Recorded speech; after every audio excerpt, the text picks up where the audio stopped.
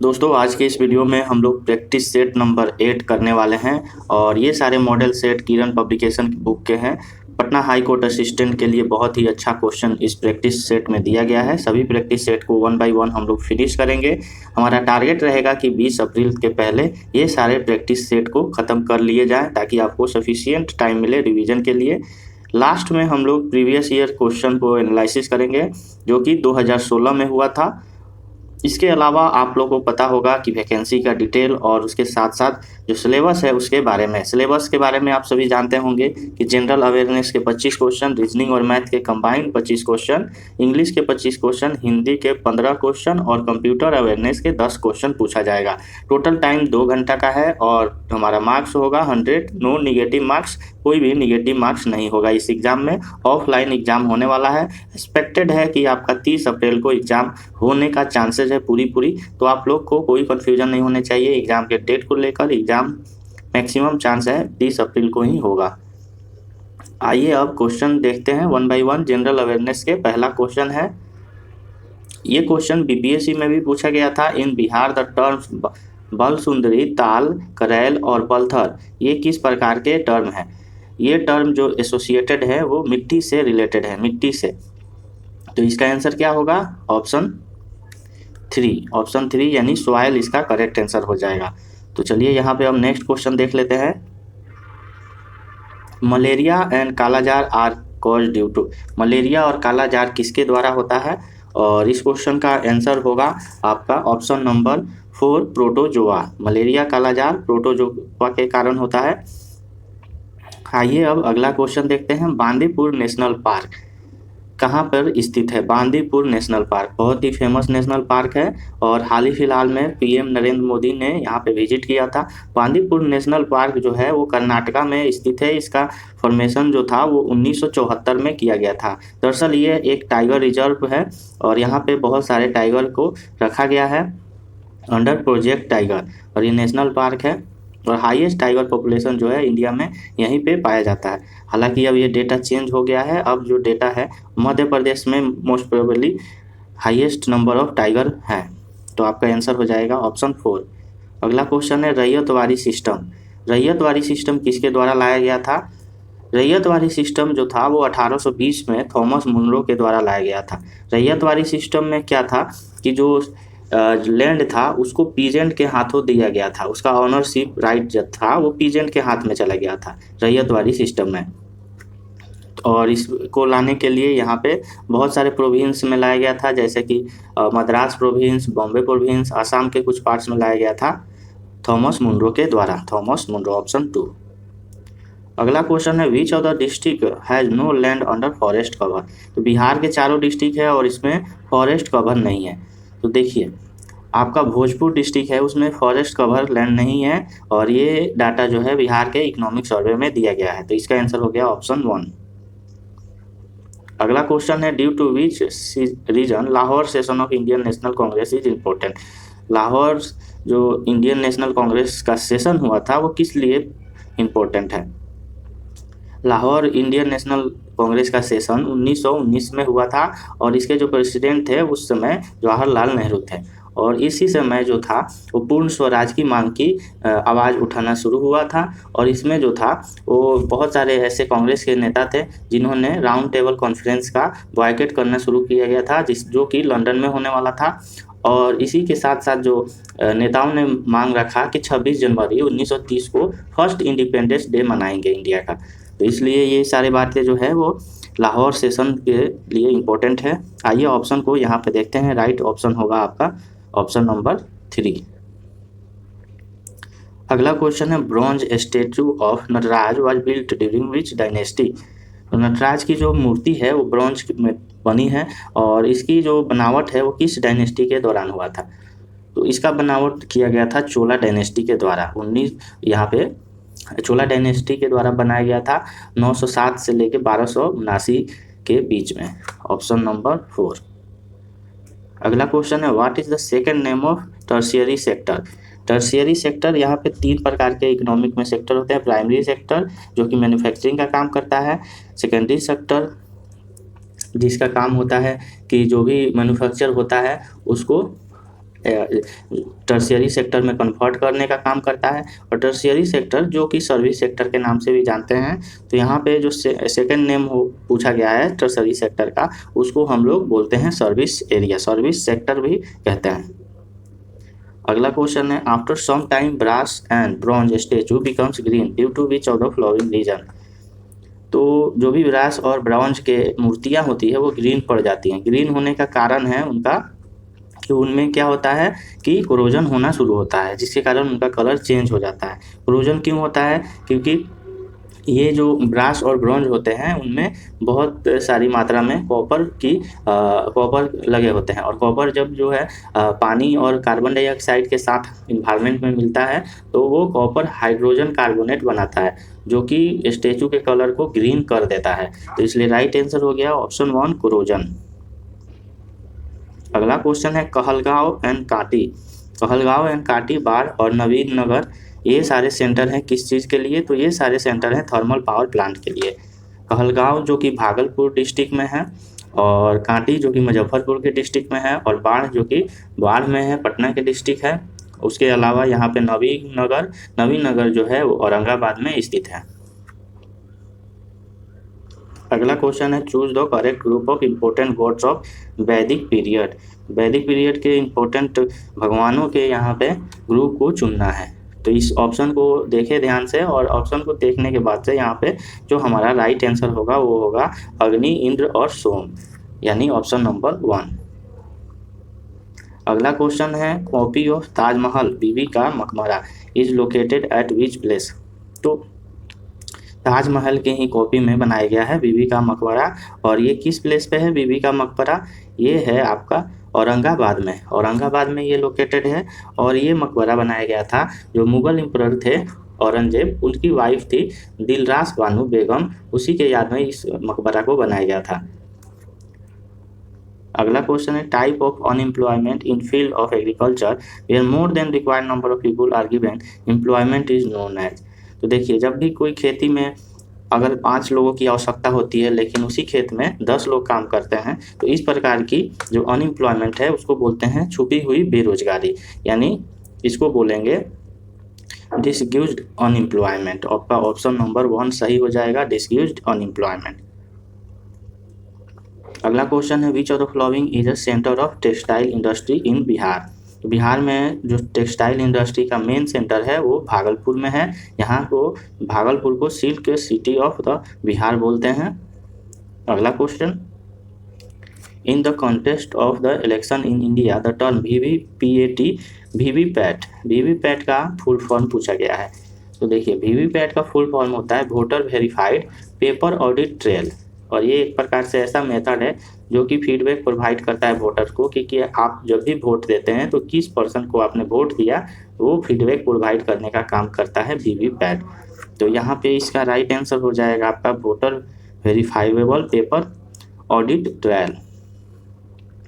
अगला क्वेश्चन है, in the contents of Indian constitution which of the following articles give guarantee of right to freedom of their citizens. Right to freedom देने का काम करता है article 25।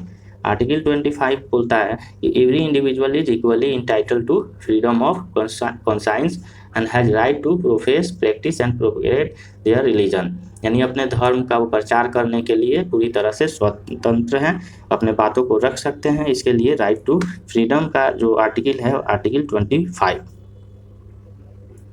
अगला question है, sandstone is an example of which of the following. Sandstone किसका example है? Sandstone sedimentary stone का एग्जाम्पल है। सैंडस्टोन में बहुत सारे सैंड होते हैं जो कि मिनरल रॉक और ऑर्गेनिक मटेरियल से बने होते हैं। तो इसका राइट आंसर हो गया ऑप्शन 2 सेडिमेंट्री स्टोन।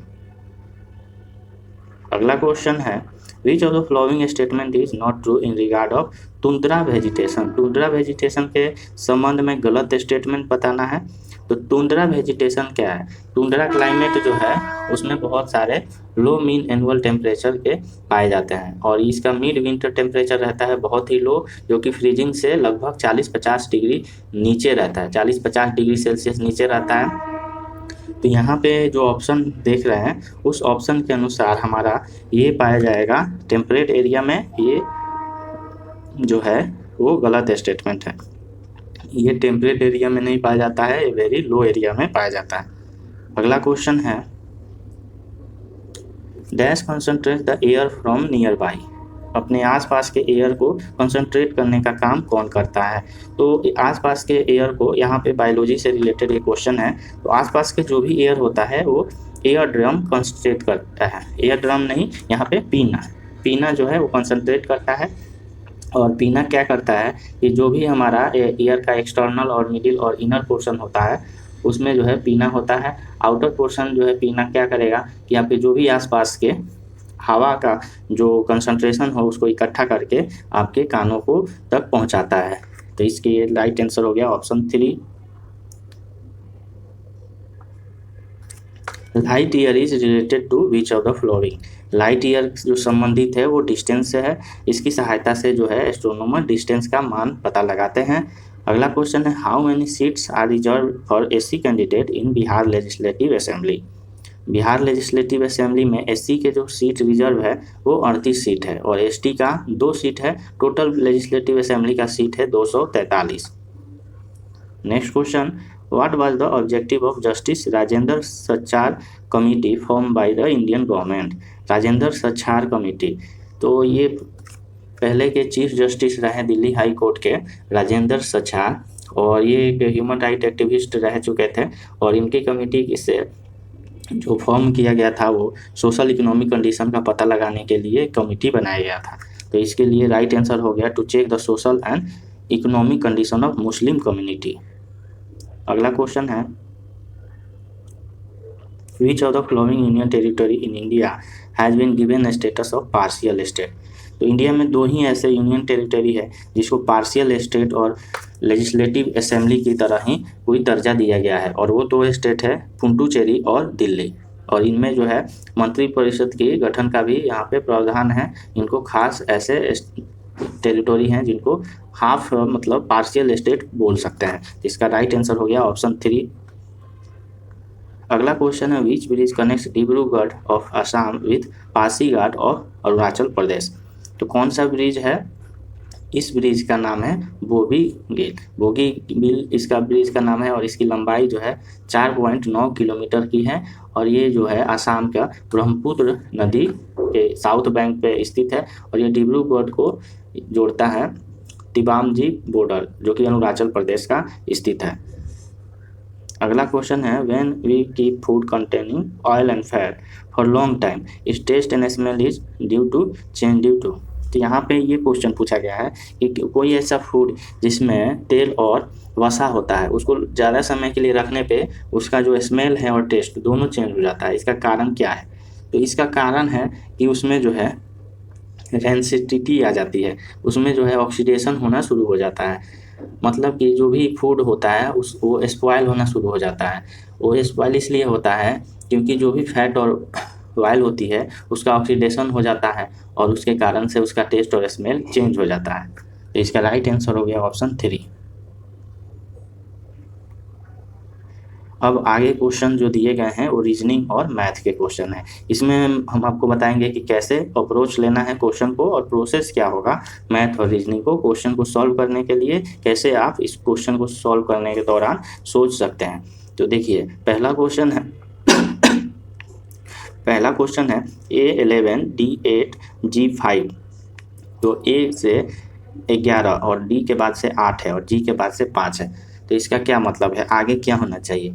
तो देखिए A के बाद से D आ रहा है, पहले तो आपके अल्फ़ाबेट पे ध्यान दें। A के बाद से D आ रहा है यानी 3 का इंक्रीमेंट हो रहा है। फिर D के बाद से G आ रहा है, इसमें भी 3 का इंक्रीमेंट।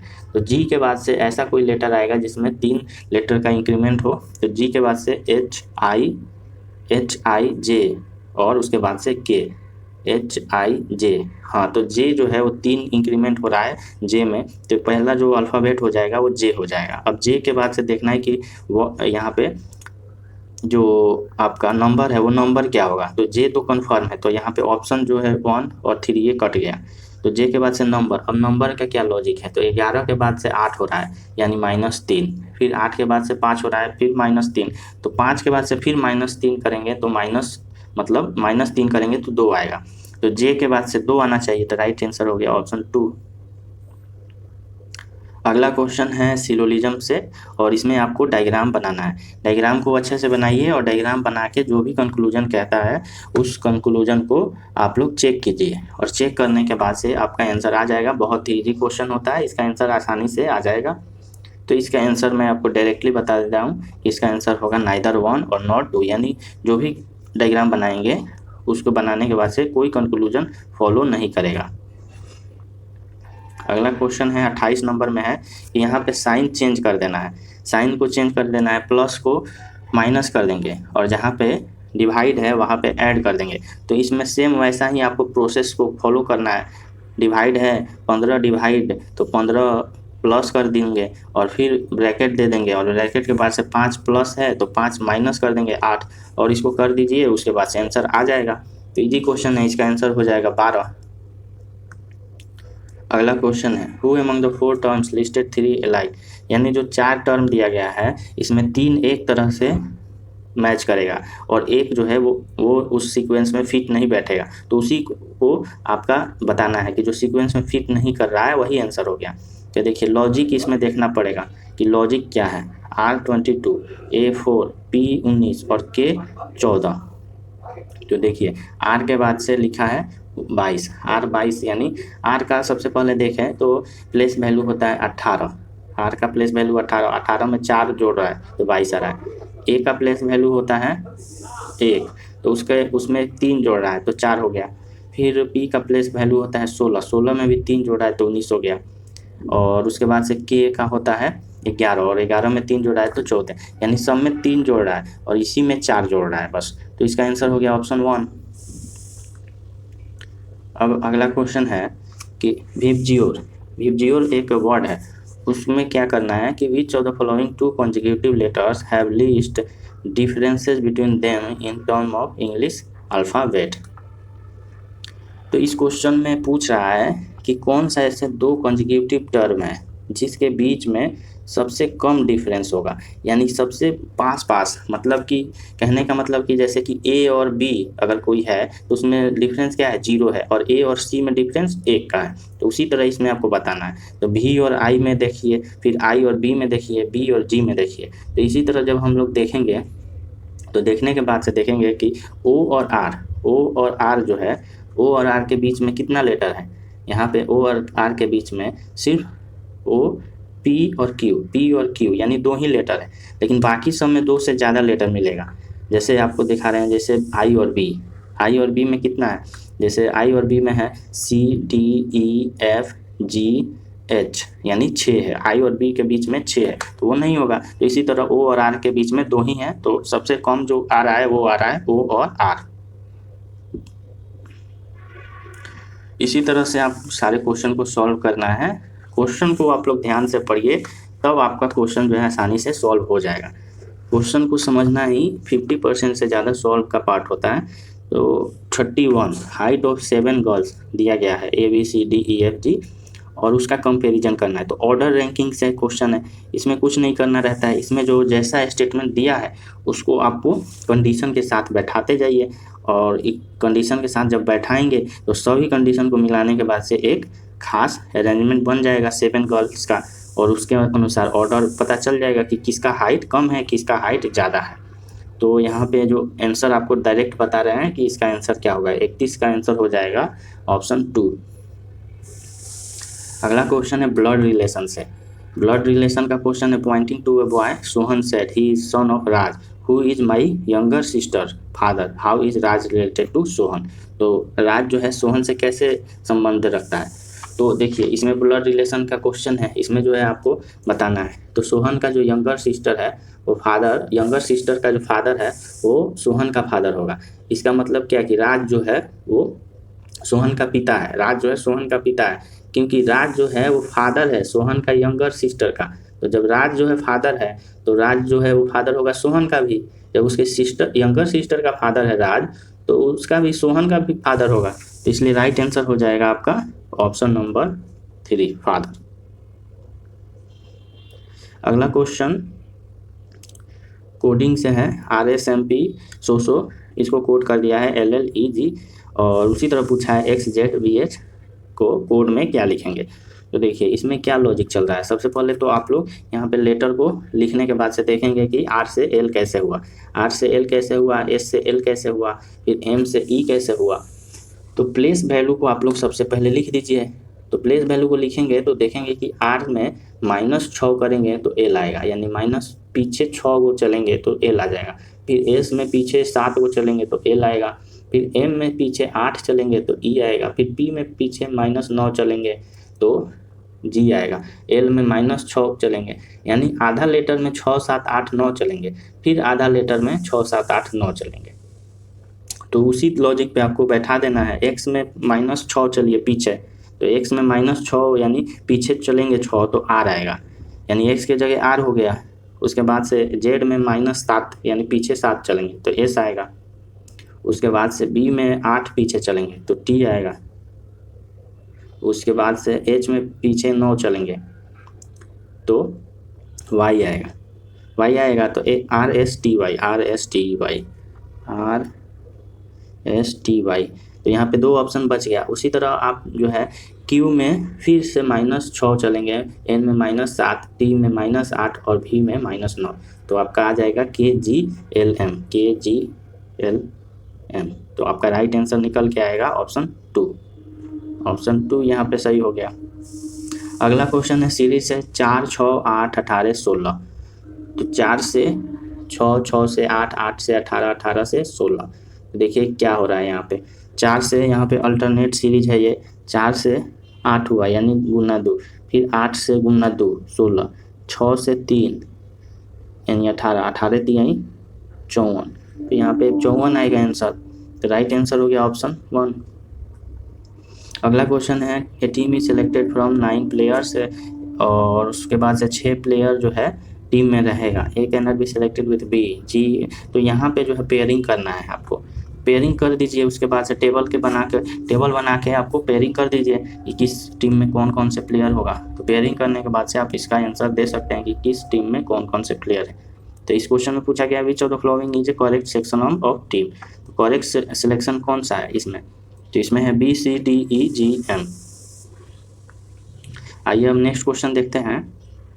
5 पर्सन है ए जी एम जे डी, और प्रत्येक को सिलेक्ट करना है टीम से containing item number 1 to 5 A and J. Selected item 5 and 2 respectively. G can not select item 3। तो इस क्वेश्चन को सॉल्व करने का बेस्ट तरीका है कि ए जो है क्या सिलेक्ट कर रहा है 5 और जे सिलेक्ट कर रहा है 2। तो जी जो है वो तो 3 को सिलेक्ट नहीं कर रहा है, और ना ही एम जो है वो 3 और 5 को सिलेक्ट कर रहा है। इसका मतलब क्या है कि जी जो है या तो 1 को सिलेक्ट करेगा और नहीं तो 4 को सिलेक्ट करेगा, या तो 1 को सिलेक्ट करेगा नहीं तो 4 को। तो इसमें आंसर क्या होगा 1 या 4, यानी ऑप्शन नंबर 3।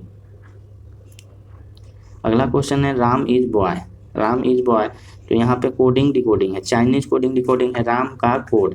तो स्टेटमेंट जो एक है, फिर उसके बाद से दूसरा स्टेटमेंट, उसके बाद से तीसरा स्टेटमेंट, और यहाँ पे 3 स्टेटमेंट। अब तीनों स्टेटमेंट का कॉमन पेयर निकाल के आपको सभी वर्ड का, जैसे कि राम का, इज का, बॉय का, फिर हैज का, कार का, इसी तरह सबका कोडिंग निकालना रहता है। कोडिंग निकालने के बाद से राम का पता चल जाएगा। राम का कोडिंग क्या होगा? राम का कोडिंग होगा आपका WSX।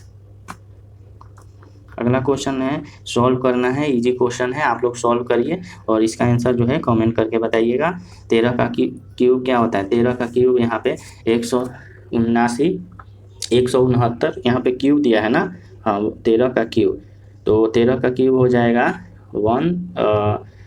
13 का हो जाएगा 169 इंटू 3, यानी 2197 होता है 13 का क्यूब। फिर 4 का क्यूब 64, उसके बाद से 13 माइनस 4 यानी 9, और उसके बाद से दिया गया है। तो इसको सॉल्व करने के बाद से +8 करेंगे, और उधर हो जाएगा ब्रैकेट में क्या 2 + 54 यानी 56। तो इस तरह सॉल्व करेंगे। सॉल्व करने के बाद से हमारा आंसर आएगा -211/8। अगला क्वेश्चन है ट्रिग्नोमेट्री से, और इसको सॉल्व कीजिए और इसका आंसर होगा आपका ऑप्शन नंबर 2 1।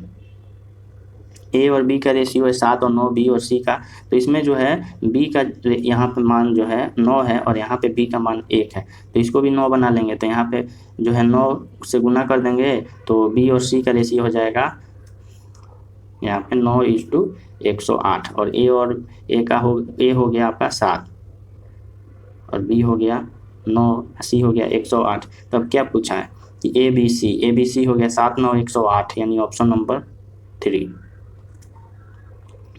अगला क्वेश्चन है how many years will it take for an amount. 400 जो अमाउंट है उसको 450 बनाना है। इंटरेस्ट जो मिलेगा वो 5%, सिंपल इंटरेस्ट पे। तो ईजी क्वेश्चन है, बहुत ही ईजी क्वेश्चन है। इंटरेस्ट जो मिल रहा है वो 50 रुपया मिल रहा है, क्योंकि प्रिंसिपल 400 है और अमाउंट हो जा रहा है 450, तो जाहिर सी बात है इंटरेस्ट 50 रुपया मिल रहा होगा। तो 50 बराबर लिखिए 400 गुना 5% गुना टी और बटा में 100। इसको सॉल्व कर दीजिए तो टी का मान निकल जाएगा। तो टोटल जो साल होगा, टोटल साल निकल कर आएगा आपका 22.5, यानी 22.5 साल में ये 50 रुपया इंटरेस्ट मिलेगा। अगला क्वेश्चन है the LCM of 2 number is. LCM जो दिया है 2 नंबर का वो 721 है और दोनों का जो नंबर का रेशियो है वो 1:7 है। तो उनका सम बताना है। तो देखिए जो नंबर है उसको सबसे पहले x और 7x मान लीजिए। x और 7x मानिए, तो x और 7x को मानेंगे तो यहाँ पे एलसीएम का मान क्या होगा। एलसीएम जो होता है यहाँ पे लोएस्ट कॉमन फैक्टर यानी 7x होगा। तो 7x का मान जो होगा वो 721 के बराबर होगा। तो x का मान क्या होगा 103 x हो गया। तो 103 यानी x निकल गया, तो 8x का मान बताना है, यानी दोनों का सम पूछा है। तो 8x का मान क्या होगा 103 गुना 8 कर दीजिए तो 824 आंसर आएगा। ट्रेन से क्वेश्चन का यहाँ पे पूछा गया है एवरेज स्पीड 42 किलोमीटर है और डिस्टेंस जो कवर करता है ट्रेन वो 45 मिनट में डिस्टेंस करता है cover. Then if a train runs at average speed इतना then it covers certain distance in एक डिस्टेंस मान लीजिए 45 मिनट में कवर करता है। तो डिस्टेंस तो निकल सकता है 42 गुना यहाँ पे 45/60, क्योंकि 45 मिनट है तो उसको घंटा में बदल दीजिए 45/60 कर दीजिए तो डिस्टेंस आ गया। अब यही पूछ रहा है कि स्पीड बताइए कि train must run to reduce the time same journey, यानी डिस्टेंस निकालना जरूरी है क्योंकि सेम जर्नी में। अब डिस्टेंस जो निकल के आएगा उसको क्या करेंगे कि बट्टा में लिख देंगे 35/60, तब यहाँ पे स्पीड निकल के आ जाएगा। यानी एक ही फॉर्मूला को 2 बार यूज करना है और इसका आंसर बहुत ही आसान से निकल जाएगा। इसका आंसर हो जाएगा 54 किलोमीटर प्रति घंटा। अगला है सिंप्लीफिकेशन से, और सिंप्लीफिकेशन का क्वेश्चन है यहाँ पे, आप लोग सॉल्व कीजिए 8। उसके बाद से यहाँ पे हो गया 5/40/3 यानी 8/40/3 और उसके बाद से 15 -9 15 - 9 6। तो इसको सॉल्व कर लेंगे 24 - 40 बट्टा में 6 गुना 3। तो सॉल्व करेंगे तो आंसर आ जाएगा। इसका आंसर निकल के आएगा -8/9। अगला क्वेश्चन है विकास लोन लेता है 1200 रुपया सिंपल इंटरेस्ट पे और उसको क्या करता है that is equal to as many years as the rate of interest if he paid Rs 768 767 रुपया पे करता है इंटरेस्ट। तो रेट ऑफ इंटरेस्ट बताना है, यानी इंटरेस्ट उसको कितना लग रहा है। इंटरेस्ट लग रहा है 768 रुपया, प्रिंसिपल उसका है 1200 और रेट निकालना है, यहाँ पे रेट निकालना है और टाइम जो है वो भी रेट के बराबर ही है, यानी t बराबर r। तो दोनों को x मान लीजिए तो x स्क्वायर बराबर हो जाएगा आपका 768 और बटा में 12। सॉल्व करिए तो x स्क्वायर का मान होगा 64, तो x का मान हो गया 8। तो 8 जो है वो साल भी है और रेट भी है। अगला क्वेश्चन है एक सेक्टर है सर्कल का है जो रेडियस ऑफ 18 सेंटीमीटर और उसका सेंट्रल एंगल 125 डिग्री है। तो what will B approximate perimeter. तो अप्रोक्सीमेट पेरीमीटर इसका बताना है। तो पेरीमीटर का फॉर्मूला होता है जो भी सेक्टर दिया रहता है सर्किल का उसका फॉर्मूला है 2πr × θ/360 प्लस में 2r होता है।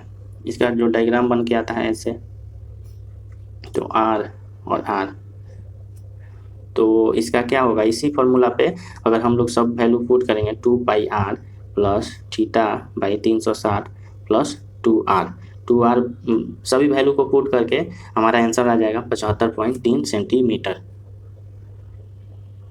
अगला क्वेश्चन है a sum of money amount of 12,000 after 6 साल और 15,000 आफ्टर 9 साल, सेम इंटरेस्ट रेट है, तो रेट ऑफ इंटरेस्ट बताना है। यानी इसमें क्या है कि एसआई का फॉर्मूला होता है P/R/T/100। तो 12,000 जो है वो 6 साल में, तो दो इक्वेशन सॉल्व कीजिए, दो इक्वेशन जो है वो बनाइए और दोनों इक्वेशन में यहाँ पे क्या कीजिए कि सबसे पहला इक्वेशन जो होगा वो होगा कि यहाँ पे क्या कर सकते हैं, एक काम और कर सकते हैं, 6 साल में 12,000 और 9 साल में 15,000, यानी 6 से 9, यानी 3 साल में उसको अमाउंट जो बढ़ गया वो 3,000 बढ़ गया, यानी 3,000 एक्स्ट्रा उसको इंटरेस्ट मिल रहा है। यानी 3 साल का इंटरेस्ट जो है वो है 3,000, 3 साल का इंटरेस्ट है 3,000। तो P कितना होगा, P का मान तो 12,000 ही होगा, और P का मान 12,000, इंटरेस्ट का मान 3,000 और टाइम जो लग गया वो 3 साल। तो यहाँ पे आप लोग P का मान जो निकल कर आएगा वो आएगा सबसे पहले 3,000, जो इंटरेस्ट निकल के आएगा ना वो 3,000 आएगा। उसके बाद से जो सिंपल इंटरेस्ट होगा 6 साल के लिए, तो 3,000 बटा 3 गुना 6 होगा। तो सिंपल इंटरेस्ट जो 6 साल में आएगा वो 6,000 आएगा। तो यहाँ पे P का मान क्या होगा, जो हमारा अमाउंट है 12,000, उसमें से जो इंटरेस्ट आएगा 6 साल में उसको माइनस करेंगे 6,000, यानी 6,000 P का मान आएगा। तो P का मान 6,000 आएगा, तो रेट जो है निकालने के लिए हम 6,000 और P/R/T/100 का प्रयोग करेंगे। P/R/T/100 का यूज करके हमारा जो है इसमें बस आपको क्या करना है कि इंटरेस्ट के जगह आपको 6,000 रखना है और प्रिंसिपल के जगह 6,000 रखना है, और जो टाइम पीरियड है वो 6 साल है। तो इस सब वैल्यू को पुट करेंगे तो हमारा जो रेट निकल के आएगा 16/2/3, यानी 16.66%। अगला क्वेश्चन है the angle of elevation of ladder leaning against wall. तो एक दीवार है, उसके सामने एक सीढ़ी रखा है और उसका एलिवेशन का एंगल 45 डिग्री है, और जो उसका सीढ़ी है उसका जो फुट है उसकी और दीवार की दोनों की दूरी जो है वो 4√2 है। तो जो सीढ़ी है उसकी लंबाई बताना है। तो सीढ़ी की लंबाई बनाने के लिए आपको कॉस का प्रयोग करना पड़ेगा, cos 45 डिग्री। cos 45 डिग्री हो जाएगा आपका जो दीवार की जो सामने वाली जो दीवार है उसका हाइपोटेनस, यानी सीढ़ी की जो लंबाई है, और उसके बाद से जो सीढ़ी और दीवार है उसकी बीच की दूरी। तो सीढ़ी और दीवार की दूरी cos 45 डिग्री का मान हो जाएगा आपका सीढ़ी और दीवार की दूरी बट्टा में हाइपोटेनस। तो cos 45 डिग्री होता है 1/√2, 1/√2 का मान हो जाएगा 4√2, यानी दोनों के बीच में दूरी और बट्टा में सीढ़ी की लंबाई। तो यहाँ पे सीढ़ी का लंबाई निकल के आएगा 4√2 इंटू √2, यानी 4 और √2 हो गया 2, यानी 4:2 यानी 8। अगला क्वेश्चन है a alone complete 2/5 of task in 12 दिन और B 3/4 काम को 25 दिन। तो ए जो है how many days they complete the task if they work together. तो 2/5 काम को करने में 12 दिन लगते हैं, तो 2/5 काम को करने में 12 दिन लगता है, तो पूरे काम को करने में कितना समय लगेगा, 30 दिन लगेगा। तो उसी तरह से जो हमारा बी जो है, बी को टोटल टाइम लग जाएगा 4/3 काम करता है 25 दिन में, तो पूरे 4 काम करने में उसको लग जाएगा 10/3 डेज, 10/3 दिन। तो दोनों का एलसीएम लेंगे, एलसीएम निकल के आएगा 300 दिन, 300 आएगा एलसीएम। अब एलसीएम बट्टा में दोनों का साथ में पूछा है तो दोनों का इफिशियंसी कर देंगे, तो 300 और बट्टा में ए का इफिशियंसी और प्लस बी का इफिशियंसी, आंसर आ जाएगा, आंसर हो जाएगा 300/19, ऑप्शन 2। अगला क्वेश्चन है what will be the amount of simple interest on 75,000 at ratio of 2:5/3% per annum per period of 5 years. तो सिंपल इंटरेस्ट पे अमाउंट बताना है। तो इसमें जो है दिया गया है, सबसे पहले तो प्रिंसिपल जो दिया गया है वो 75,000 है और रेट दिया गया है आपका 3 दूनी 6 और 5, 11/3। 11/3 जो है वो रेट है। उसके बाद से प्रिंसिपल 75,000 है और टी का मान यहाँ पे 5 साल है। तो सभी वैल्यू को पुट करेंगे, SI बराबर होता है PRT/100। PRT/100 होता है, तो इस पे सभी वैल्यू को पुट करेंगे तो हमारा SI निकल के आएगा 13,750। Option number 3। आइए अब नेक्स्ट हम लोग इंग्लिश के क्वेश्चन देखते हैं। इंग्लिश के 25 क्वेश्चन हैं और इसमें सारे मिसलेनियस टाइप के क्वेश्चन पूछे जा रहे हैं। वोकैब्स से हैं, नरेशन, वॉइस, पैराग्राफ और एंटोन, सिनोनिम सभी क्वेश्चन हैं। ध्यान से देखिए। मोरोज, मोरोज का एंटोनिम। मोरोज का मतलब क्या होता है? मोरोज का मतलब होता है कि बुरा आदत वाला, मतलब कि जो मतलब दूसरे से ज़्यादा बातचीत नहीं करता है उसको बोलते हैं मोरोज, यानी बहुत ही सहमा सहमा रहता है उसको मोरोज बोल सकते हैं। तो इसका एंटोनिम क्या होगा? जो हमेशा जॉली मूड में रहता है, जो चीयरफुल रहता है, यानी ऑप्शन 2। कोरोबोरेट, कोरोबोरेट का मतलब क्या होता है? कोरोबोरेट का एंटोनिम, तो कोरोबोरेट का मतलब होता है कि किसी बात का समर्थन करना, किसी कोई भी बात अपना बोल रहा है, कोई अपना आइडिया दे रहा है, उसका समर्थन कीजिए, कोरोबोरेट। तो उसका विरोध करना हो गया उसका अपोजिट, तो इसका राइट आंसर क्या होगा? कॉन्ट्राडिक्ट, उससे विरोध कीजिए। अगला क्वेश्चन है, बोल्ड में दिया गया है, जो सेंटेंस में बोल्ड का पार्ट है उसमें क्या करना है? Select the most appropriate option to substitute bold, यानी जो भी बोल्ड सेगमेंट है ना उसके जगह पे दूसरा कुछ यहाँ पे अगर पॉसिबल है जो फिट बैठता है वो बताना है। तो सेंटेंस है, the children are too young to sit up a long lecture. Too young, तो इसमें क्या बैठ रहा है? सीट अक्रॉस, सीट अवे या सीट थ्रो? तो देखिए इसमें जो सबसे सुटेबल वर्ड है वो है sit through, option 4, sit through. The children are too young to sit through a long lecture. अगला क्वेश्चन है, that which can not be taken by force. तो इसका आंसर हो गया आपका इम्प्रेग्नेबल, इम्प्रेग्नेबल, ऑप्शन 2। अगला क्वेश्चन देखते हैं, in sentence identify the segment which contains grammatical error. तो ईरर बताना है। देखिए, different coloured natural foods not only put a smile on children face and, यहाँ पे एंड नहीं होगा बट होगा। यहाँ पे सेंटेंस को पढ़ने के समय क्योंकि नॉट ओनली पुट यहाँ पे लिख दिया है तो नॉट ओनली के साथ होता है बट ऑल्सो, बट ऑल्सो। तो 55 में क्या होगा? But also. अगला क्वेश्चन है, जंबल सेंटेंस अरेंज करना है। तो सभी सेंटेंस को पढ़िए उसके बाद से अरेंज कीजिए। तो अरेंज सबसे पहला जो सेंटेंस होगा क्या होगा? सबसे पहला सेंटेंस होगा आपका, ये बात चल रहा है क्रिसमस का।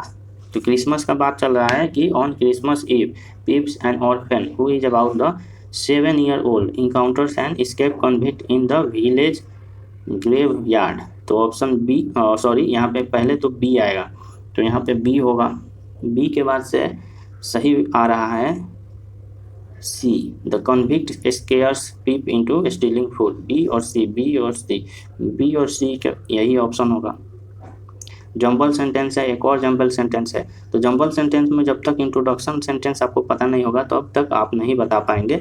तो यहाँ पे जो है इंट्रोडक्शन सेंटेंस है आपका, सो तो नहीं होगा, सो हमेशा बाद में ही आता है। हर यानी सी, किसी लड़की का नाम पहले आएगा तब तो हर आएगा, उसके बाद से सी भी उसी तरह। तो सबसे पहले तो ए आएगा, किसी टाउन, किसी स्मॉल टाउन की बात हो रही है, इंट्रोडक्शन है तो ए आना चाहिए। तो ऑप्शन ए होगा पहले। तो यहाँ पे देखिए ये दोनों कट गया, तो ए आएगा। ए के बाद से क्या आएगा? ए के बाद से देख लेते हैं क्या आएगा। Small town in England there lived a poor little girl. Poor little girl के बारे में बात हो रहा है। और उसके बाद से her friend invited her to come her birthday party. तो ए के बाद से डी होना चाहिए, ए के बाद से डी। अब अगला क्वेश्चन है नरेशन से, I asked the shopkeeper what is the price of this bike. I asked, तो आई आस्क्ड द शॉपकीपर, ये ऐसा ही रहेगा। फिर वाट को वाट ही रखिए, उसके बाद से यहाँ पे जो टेंस है वो चेंज हो जाएगा, वो हो जाएगा what the price of that bike was. तो यहाँ पे जो राइट आंसर हो जाएगा ऑप्शन 4। अगला क्वेश्चन है इम्बेड। इम्बेड का सिनोनिम, इम्बेड का मतलब क्या होता है? सबसे पहले तो इम्बेड का मतलब होता है कि किसी चीज़ को मतलब कि एक उसको कंफर्म फिक्स मान लेना, किसी चीज़ को इतना कंफर्म मानना, डीपली उसमें जो है विश्वास रखना। तो यहाँ पे क्या होगा देखिए, synonym bury, rise, dig up, पुल। तो ब्यूरी यानी फिक्स और उसको मतलब कि डीपली उसमें घुस जाना, bury, option 2। As clear as mud, as clear as mud इसका इडियम है, इसका मीनिंग होता है, एज क्लियर एज मड का मीनिंग होता है कि किसी चीज़ को मतलब समझ नहीं पाना, इम्पॉसिबल टू अंडरस्टैंड। मड को कैसे समझ पाते हैं? बहुत ही मुश्किल होता है, धुंधला चीज़ें होती है, तो impossible to understand. Bold part को अरेंज करना है, I try to avoid travel in the rush hour, I try to avoid travel in the rush hour. तो यहाँ पे होगा जो सही होगा, I try to avoid travelling, I try to avoid travelling होना चाहिए, I avoid to travelling in the rush hour. वो इसलिए क्योंकि यहाँ पे जीरंड का पार्ट है, जीरंड का फॉर्म है, इसलिए ये सेंटेंस में B4 होगा। अगला क्वेश्चन है select the wrong spelling, wrong spelling बताना है, ब्रूड, ब्लोसम, बोस्ट और बूटी। तो रॉन्ग स्पेलिंग जो दिया गया है वो है ब्लोसम का। ब्लोसम का जो स्पेलिंग होता है डबल S होता है, इसमें सिंगल S दिया गया है।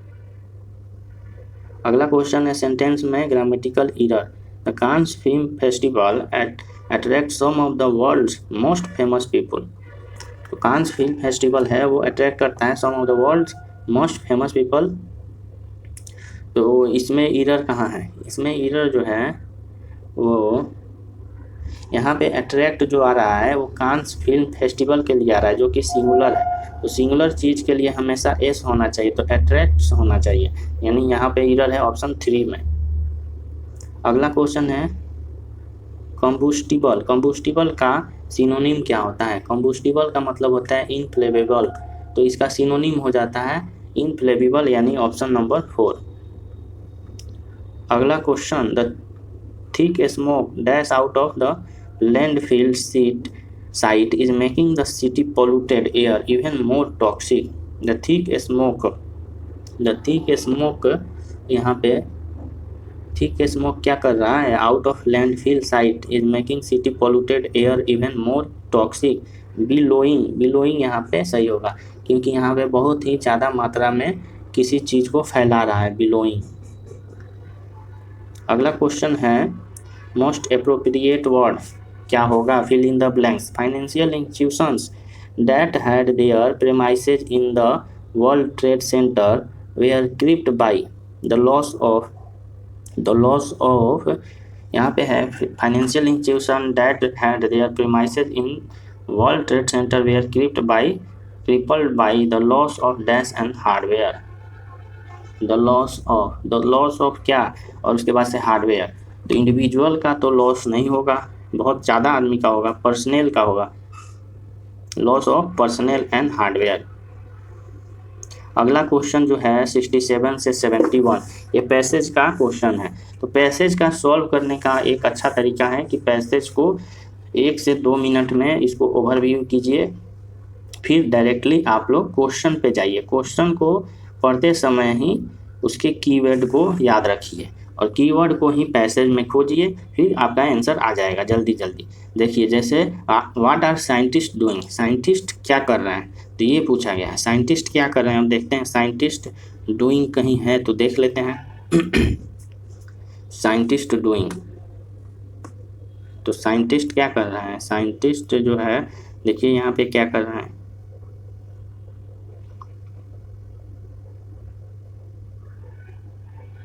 देखिए यहाँ पे दिया गया है but in labs and research centre scientist are racing to match our genes and our taste buds, creating the perfect diet for each of us, a diet that will fight disease.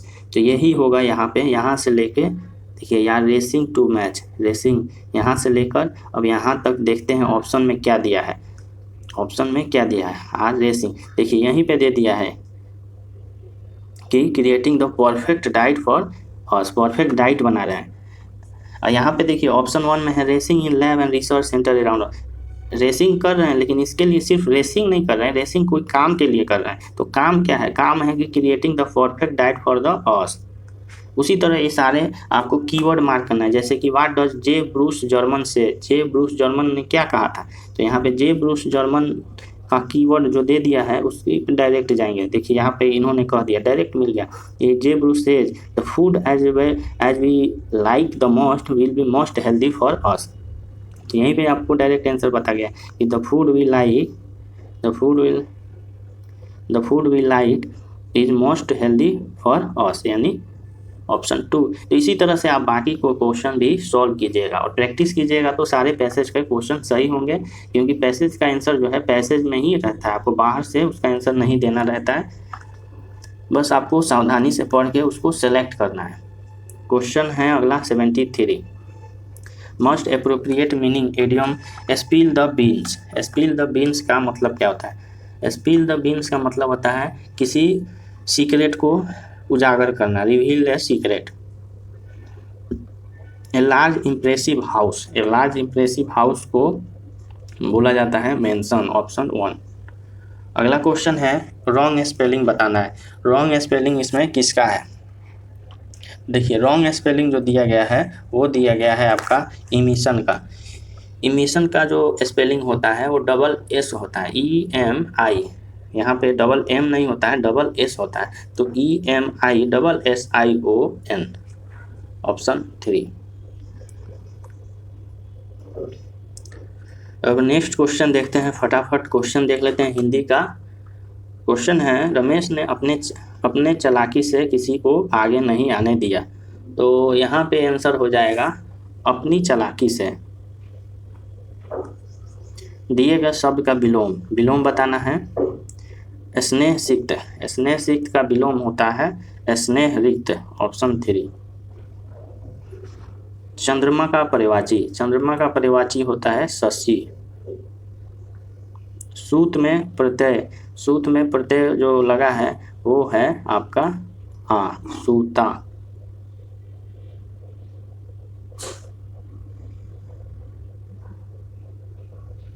यहाँ पे पूछा गया है कि सूत शब्द को स्त्रीवाचक बनाने के लिए, तो सूत का स्त्रीवाचक होता है सूता, और तो आ जो हो गया प्रत्यय हो गया। नेताजी ने बाढ़ पीड़ितों के लिए भोजन का व्यवस्था करवाई, तो भोजन का यहाँ पे जो दिया गया है वो ना होके भोजन की व्यवस्था। दिए गए वाक्य, त्रुटि है, भारतीय संस्कृति की सबसे बड़ी विशेषता रहा है अनेकता में एकता। तो यहाँ पे जो गलती है वो रही है होना चाहिए, रहा है दिया है। सही वर्तनी वाले शब्द, यहाँ पे सही होगा विक्रेता। जो कम जानता हो, तो कम जानता हो उसको क्या बोलते हैं, कम जानने वाले को तो अल्पज्ञान ही बोलते हैं, अल्पज्ञान। शरीर में डैश होना चाहिए, शरीर में क्या होना चाहिए, कमजोरी होना चाहिए। शरीर में शक्ति होना चाहिए,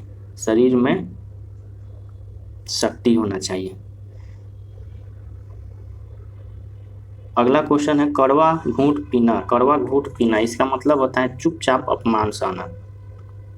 सदैव शब्द में कौन सी संधि है, सदैव में जो संधि है वो है आपका वृद्धि संधि, ऑप्शन 2। वाक्यांश के लिए एक शब्द चुनिए जो बिना तिथि बताए आए, जो अतिथि, ऑप्शन 3। बहुत इजी क्वेश्चन है।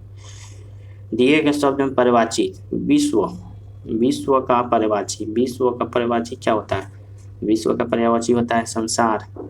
धरती का तो भूमि होता है संसार। गौशाला में कौन सा समास है, गौशाला। तो देखिए प्रथम पर इसमें गौशाला में क्या है कि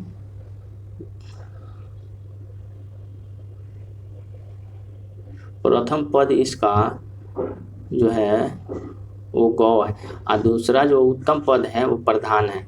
तो उत्तम पद प्रधान रहता है उसको क्या बोलते हैं, गौशाला। शाला उत्तम पद प्रधान है तो इसका तत्पुरुष समास हो जाएगा, जैसे कि गौशाला, विद्यालय।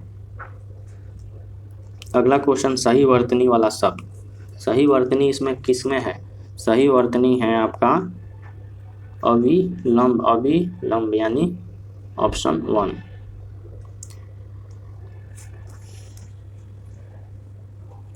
अब बाकी नेक्स्ट क्वेश्चन जो है कंप्यूटर का है। कंप्यूटर के 10 क्वेश्चन है और ये सेक्शन में ज़्यादातर क्वेश्चन जो है वो कंप्यूटर का जो MS वर्ड है, पावर पॉइंट है और एक्सेल, इसी 3 टॉपिक से क्वेश्चन पूछा जा रहा है। तो इसी 3 टॉपिक को अगर आप अच्छा से पढ़ के जाइएगा तो ज़्यादा से ज़्यादा आपका क्वेश्चन सॉल्व हो जाएगा। बाकी आप टॉपिक को अगर टाइम बचता है तो आप देख सकते हैं, लेकिन मैक्सिमम क्वेश्चन इसी से पूछा जा रहा है और सिलेबस में भी यही टॉपिक मेंशन किया गया है। तो क्वेश्चन है कि कौन सा ऐसा शॉर्टकट की है जिसका इस्तेमाल करते हैं जब हम ब्राउज़र यूज करते हैं, तो जो राइट टैब होता है, यानी जो भी टैब चल रहा होता है उसके राइट टैब में जाना है। तो राइट टैब में जाने के लिए शॉर्टकट की का यूज करते हैं, उसको हम बोलते हैं control plus page down. Page down, control plus page down, तो राइट आपका टैब खुल जाएगा। अगर आपको लेफ्ट टैब खुलना है तो कंट्रोल प्लस पेज अप कीजिए, पेज अप यानी लेफ्ट। MS वर्ड के बारे में बताना है। तो ये क्वेश्चन जो है हर सेट में देखने को मिल रहा है। ये स्टेटमेंट दे देता है 4 स्टेटमेंट और पूछता है कि कौन सा सही है या गलत। तो इस क्वेश्चन का अगर आपको पूरा नॉलेज है MS वर्ड के बारे में तभी आप आंसर कर सकते हैं सभी स्टेटमेंट को पढ़ के। तो देखिए स्टेटमेंट है, when you open a new file in MS word by default it has landscape orientation. तो लैंडस्केप ओरिएंटेशन जो है वो रहता है कि नहीं। दूसरा स्टेटमेंट है कि when you open a new file in MS word by default it has portrait orientation. देखिए दोनों 2 प्रकार से, यानी दोनों में से कोई एक तो पूरा पक्का है कि गलत होगा, क्योंकि जो हम लोग ओपन करते हैं वर्ड के फाइल को तो उसका जो डिफ़ॉल्ट जो ओरिएंटेशन होता है वो रहता है लैंडस्केप। तो पोर्ट्रेट वाला तो ऑटोमेटिक गलत हो गया। तो और उसका साइज रहता है 8.5 इंच से 11 इंच के बराबर। तो इसका राइट आंसर हो गया ऑप्शन 2। एक dotted decimal notation IP version 4 address है, रिप्रेजेंट किया जाता है किस सिंबल से। तो इसको रिप्रेजेंट करते हैं हम लोग 3 डॉट सिंबल से। अगला क्वेश्चन है कीबोर्ड शॉर्टकट इंडेंट पैराग्राफ में Which of the following keyboard shortcut can be used to indent paragraph in MS Word document। तो इंडेंट पैराग्राफ के लिए शॉर्टकट की, तो इंडेंट पैराग्राफ के लिए शॉर्टकट की का यूज करते हैं control plus M। Control plus M का यूज करेंगे तो जो भी आपका पैराग्राफ सेलेक्टेड होगा उसका इंडेंट बढ़ा दिया जाता है। अगर आपको उसका घटाना है इंडेंट तो कंट्रोल प्लस M के साथ साथ शिफ्ट का भी प्रयोग कीजिए, तब उसका इंडेंट घट जाएगा। अगला क्वेश्चन है which of the following appears as the part of the editing command group with home menu in recent version of MS word such as word 2016। तो इस क्वेश्चन में पूछा जा रहा है कि कौन सा ऐसा पार्ट है एडिटिंग कमांड में जो कि होम मेन्यू में दिखाई देता है रिसेंट वर्जन का। तो होम मेन्यू में दिखाई देने वाला एडिटिंग का पार्ट है तो वो दिखाई देता है आपका change case, option number 4 change case. जैसे चेंज केस में क्या होता है कि अगर आप कोई भी वर्ड या अल्फ़ाबेट वर्ड लिखे हुए हैं तो उस वर्ड में जितने भी लेटर है तो उसको आप सेंटेंस की तरह बनाना चाहते हैं, यानी पहला लेटर जो होगा वो कैपिटल में होगा बाकी स्मॉल में, या फिर उसको लोअर केस बनाना चाहते हैं यानी सभी लेटर को जो है स्मॉल कर देंगे। फिर अपर केस बनाना चाहते हैं तो सब लेटर जो है जैसे कि ABCD अगर मान लीजिए, चाहे एलिफेंट अगर कोई लिखा हुआ है तो एलिफेंट के सभी लेटर जो है वो कैपिटल हो जाएगा। यही चीज़ पूछा है, चेंज केस के सहायता से कर सकते हैं। अगला क्वेश्चन है कि विच of the following not a valid change case option. देखिए अभी मैंने आपको बताया कि वैलिड जो चेंज केस होता है लोअर केस कर सकते हैं, अपर केस भी कर सकते हैं, इसके साथ साथ आप टोगल केस भी कर सकते हैं। हम आपको बताएंगे टोगल केस क्या होता है, पास्कल केस नहीं होता है कुछ भी। तो टोगल केस अब जान लीजिए। तो राइट आंसर इसका तो हो गया ऑप्शन 2। टोगल केस का मतलब होता है कि जो भी आप लिखे हुए हैं लेटर उसको वो रिवर्स कर देगा। जैसे कि अपर केस लेटर हो जाएगा वो लोअर केस में बदल जाएगा, लोअर केस जो हो जाएगा वो अपर केस में बदल जाएगा। अगला क्वेश्चन है, कौन सा प्रोटोकॉल है जो कि ईमेल मैसेज को पुश करता है सर्वर में? तो पुश करने का काम जो होता है वो होता है सिंपल मेल ट्रांसफर प्रोटोकॉल का, यानी SMTP का, ऑप्शन नंबर 4। अगला क्वेश्चन है, when you open a new workbook in MS Excel which of the following appears on the top most portion of the screen?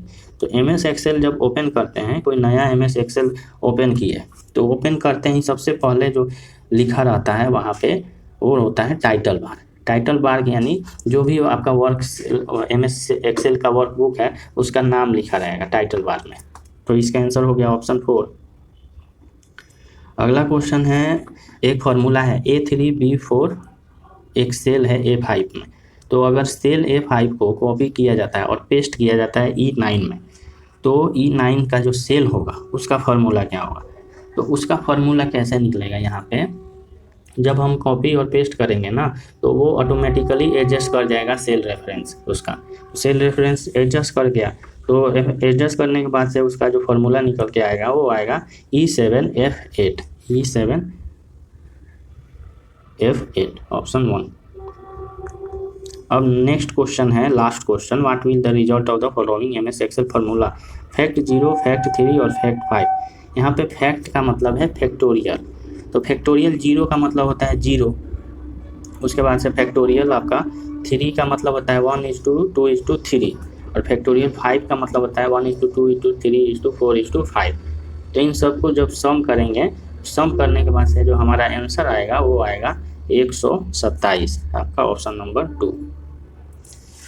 तो ये रहा हमारा आज का प्रैक्टिस सेट नंबर 8, और इसमें सारे आंसर दिए गए हैं। सारा आंसर जो है वो डिटेल में आपको इसको PDF में आपको मिल जाएगा। इसका PDF हमारे टेलीग्राम ग्रुप में डाल दिया गया है, वहाँ से आप जाके इसको डाउनलोड कर सकते हैं। टेलीग्राम ग्रुप का लिंक जो है डिस्क्रिप्शन में दिया गया है। सुमित BPSC एकेडमी के नाम से टेलीग्राम ग्रुप है, उसमें जो भी इम्पोर्टेंट PDF होगा वो आपको प्रोवाइड किया जाएगा। तो जाकर आप अभी ग्रुप से जुड़ जाएं, और साथ ही साथ इस वीडियो को ज़्यादा से ज़्यादा लाइक करें ताकि आने वाले कम समयों में हम आपको सारे मॉडल सेट जल्दी से जल्दी प्रोवाइड कर सकें। Thanks for watching this video.